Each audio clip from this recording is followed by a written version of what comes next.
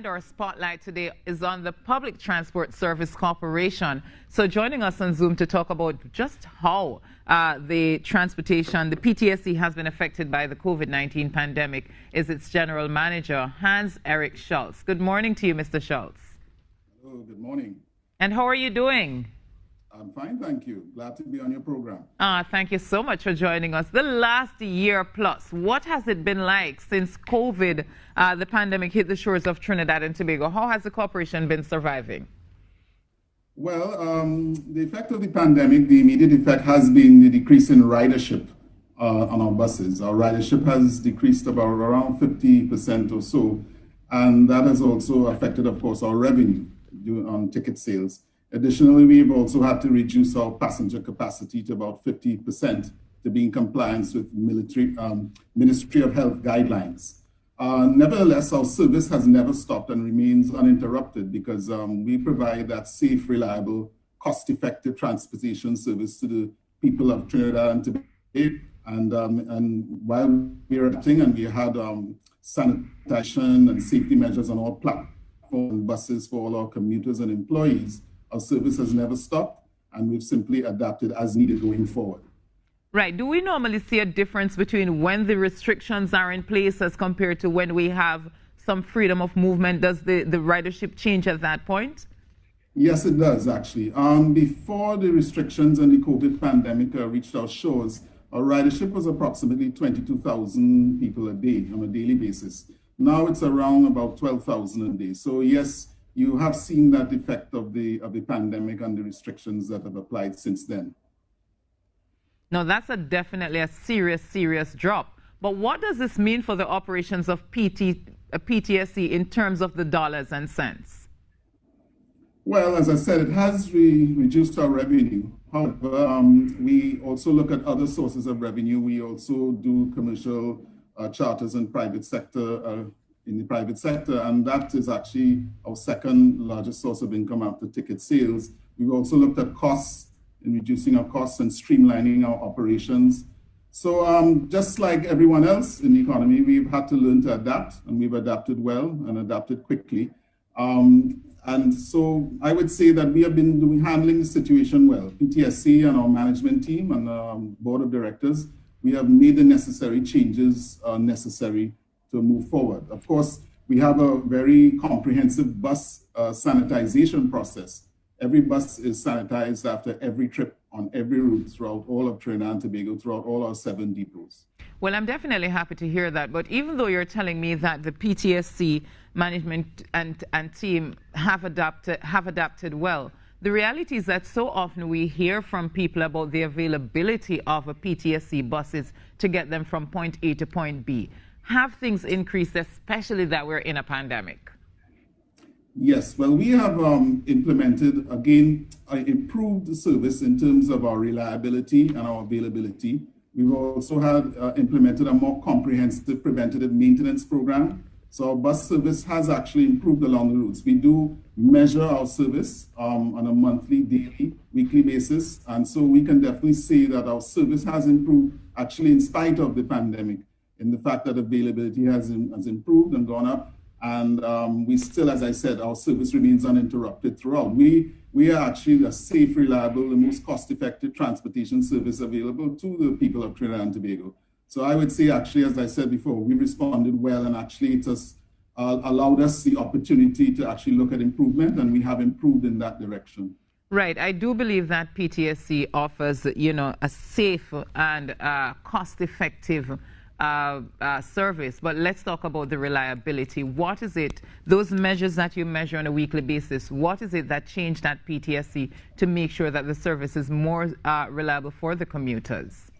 Well, we have a schedule for every route and for out of every depot, and simply we measure in terms of the buses coming in, the times, the frequency, and how often the trips are in relation to the schedule, and our measurements have shown that we have improved in that regard. Of course, there's always room for further improvement, which we are always moving forward to, but certainly the measurements certainly have shown that the service has improved, and even when talking with customers, and we have definitely gotten some positive feedback. We do customer surveys on a regular basis. We take in customer complaints and respond as quickly as we can, as effectively as we can. And of course, we have customer service representatives at all our main depots who make announcements over the speaker system and keep customers informed in what's happening and how it's going. Again, there's always room for improvement, and with a strong young management team, we have had improvements, and we certainly look forward to improving further and making PTSC a world-class service for the people of Trinidad and Tobago.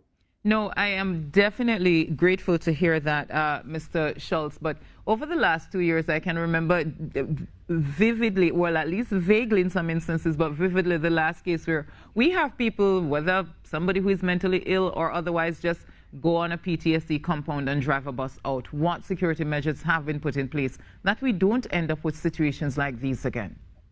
Well, that situation will certainly not be repeated. All security measures have been improved and increased. We have changed our security provider. We've increased our security in our perimeter, and certainly people going in and out of the compound. As I said, overall, all the systems have been improved with a young new management team. And as I said, there's always room for improvement, but certainly along lines of security that has definitely improved. And as I said, we've had a new provider. We've re-looked at all our security measures, cameras, security cameras, etc. So I would say the system has improved, security included. And of course, there's always room for further improvement. We're always analyzing and looking at our reports every month to see what else can be done within the limited budgets that we do have. Right. Well, I am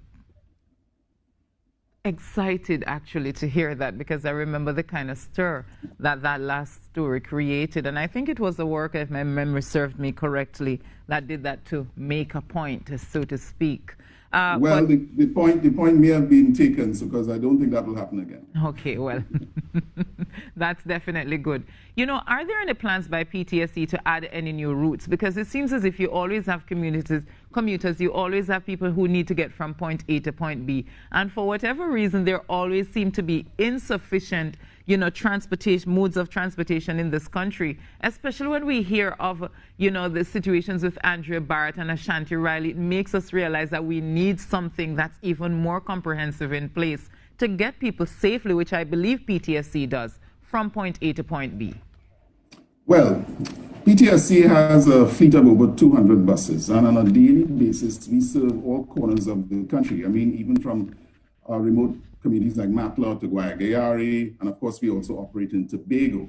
So at the present point in time, our fleet serves a large number of these destinations along many routes in Trinidad and Tobago. In the coming years, we're looking to increase our bus fleet by a further 300 buses. And we hope once with that increased fleet size that we'll be able to expand route availability and connectivity throughout Trinidad and Tobago. But even as we speak now, our existing 200 plus bus fleet does reach many parts of Trinidad and Tobago. And I would say we're the single sole provider that provides that service throughout the country. And yes, there's always, again, room for adding more routes. And in the future, we are looking with our increased fleet size to be able to do that. Of course, with our increased preventative maintenance program, we have tried to keep bus availability at a high level to make sure that we can reach and serve the people of Trinidad and Tobago in all corners. Our major feeder routes are the East-West Corridor, North-South, Port of Spain, San Fernando, Point Forting, and so on. So even now, we reach a lot of places in many parts of Trinidad and Tobago, and we're looking to increase that because we recognize that need to extend that route availability throughout Trinidad and Tobago even further. Right. And when you speak of the maintenance, I think that's one of the critical areas that we always need to look at, because the perception is that Trinidad and Tobago is a place that doesn't treat with maintenance of whatever it is, of its systems and its operations and mechanics.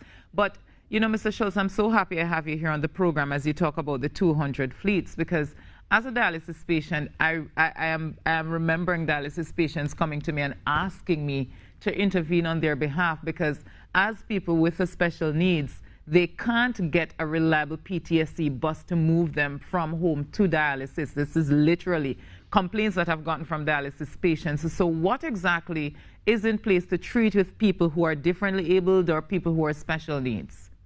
Well, actually, I'm glad you asked that question. We actually have a specialized service for people with disabilities and people who require transport for those things. It's called the Aldamo service.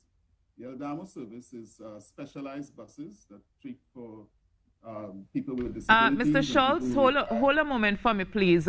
Director, could you please turn up Mr. Schultz's mic? Yes, Mr. Schultz, I'm sorry. Could you please repeat that? We were hardly hearing you. Okay, I'm sorry. Yes, as I said, we have a specialized service for differently able and disabled people. It's called the Eldamo service. And that service is a specialized buses that do transport people with disabilities. It does require calling ahead and making appointments and so on, but it does allow to cater for people with disabilities and people who require transportation, let's say to hospitalization facilities and so on. It's a service, of course, that you have to call ahead and make appointment, but it is available. It's Eldamo, and it's there, and it's again for the differently abled mobile service. But how effective is it working, though? Because I've had patients talk about that. You know, the fact that they have to call, they have to make an appointment. Sometimes they're calling, they're not getting any response, or they'll call and they'll be told that it doesn't have a driver today. I've heard all of these things just from dialysis patients, so I can imagine other people who are in need, what they may be going through. Why aren't we getting those little kinks out of the way?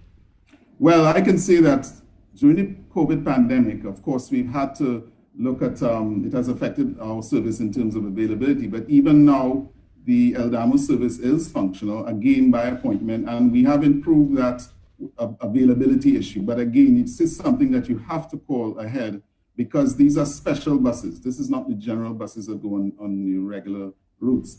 So yes, that has improved. During COVID, we of course have had affecting in terms of our service in that regard, but it is still available. And I dare say that even if they call now and make the appointment, that they will get that appointment, but it has to be ahead, 24 to 48 hours ahead, because again, these are specialized buses for that particular type of service. It's not something that will run every day on every route. And of these 200 plus buses in the fleet, how many of them are operational right now?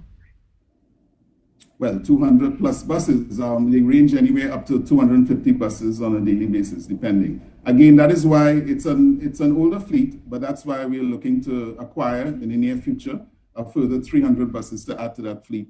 One, to improve our expanse and our reach throughout Trinidad and Tobago, and two, again, to complement the older buses that we have in our fleet. And that is why the preventative maintenance program, and a comprehensive preventative maintenance program, I might add, has allowed us to keep the fleet availability at the levels that they are, and has still made us to operate uninterrupted service throughout Trinidad and Tobago, throughout our 7 depots.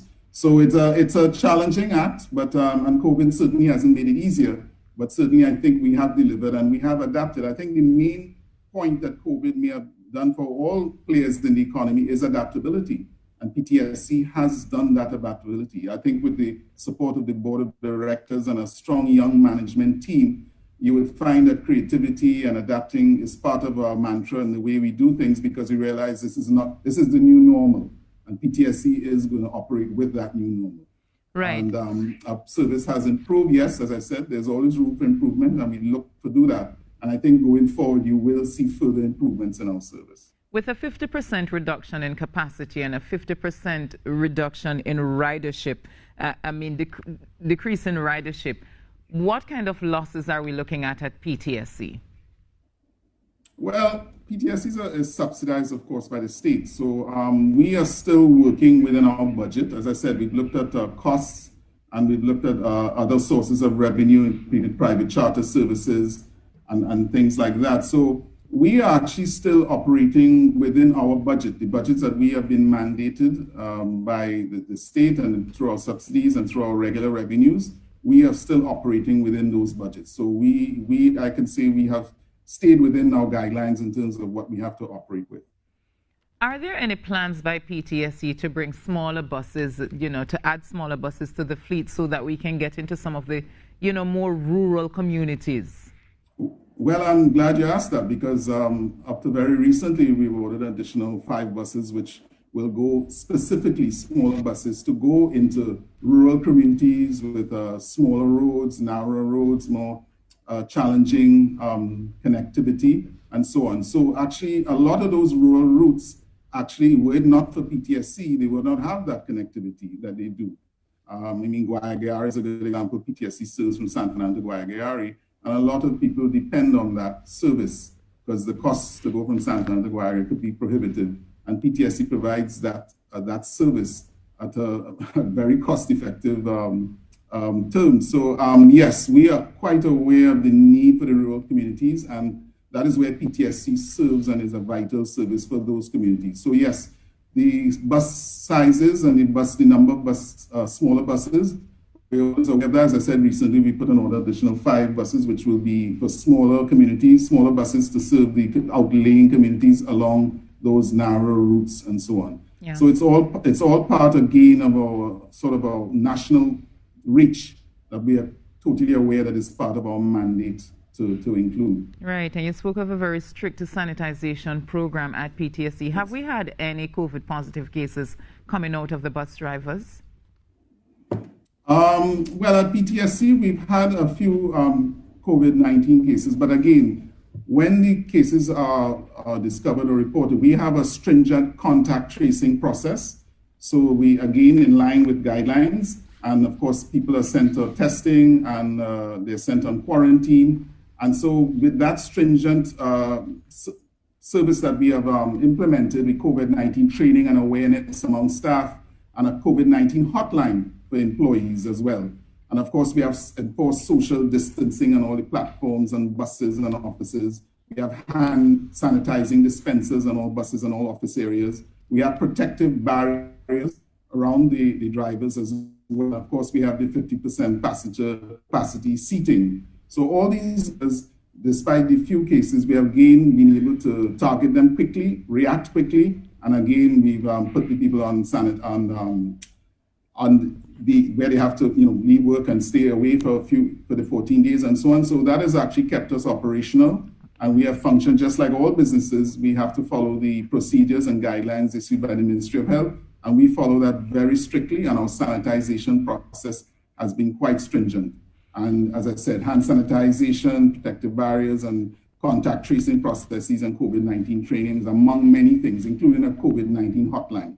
So that has kept us well above the curve and kept us operational without any disruptions. Well, I'm definitely glad to hear that, Mr. Schultz. My final question, these 300 buses that you speak of to add to the fleet, when will this be procured? Well, probably within the next, I would say within the next 2 years or so. Again, that is just an estimate. Procurement, as you know, it's a long process, but and it is a lot of buses. So I would say probably beginning of the next 2 years. But in the meantime, our service, again, through our preventative maintenance, we've done very well in keeping more than 200 buses available on a daily basis throughout Trinidad and Tobago. And one later on, when the new buses come in, as I say, that will expand our reach throughout the country. PTSC is responding, and we are adapting, and we are available to the people of Trinidad and Tobago, and we stand here ready to serve. Mr. Schultz, thank you so much for sharing with us this morning. Thank you so much for having me. You're welcome. Hans-Eric Schultz, they're talking to us, the general manager of PTSC. Imagine that, a 50% reduction in ridership, but then also you have to have a 50% in reduction in the capacity, the amount of people you can carry. But so he says they're still within budget. So it works out. It doesn't, right? It just balances out each other. Yeah. But does it? It does.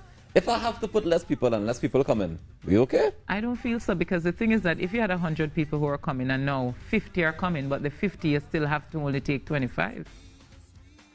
No, because if I can hold 100, only do 50% capacity. If I can hold 100, right, and 100 will come in, then we were good. 100 will come in doesn't mean it's 100 you could hold,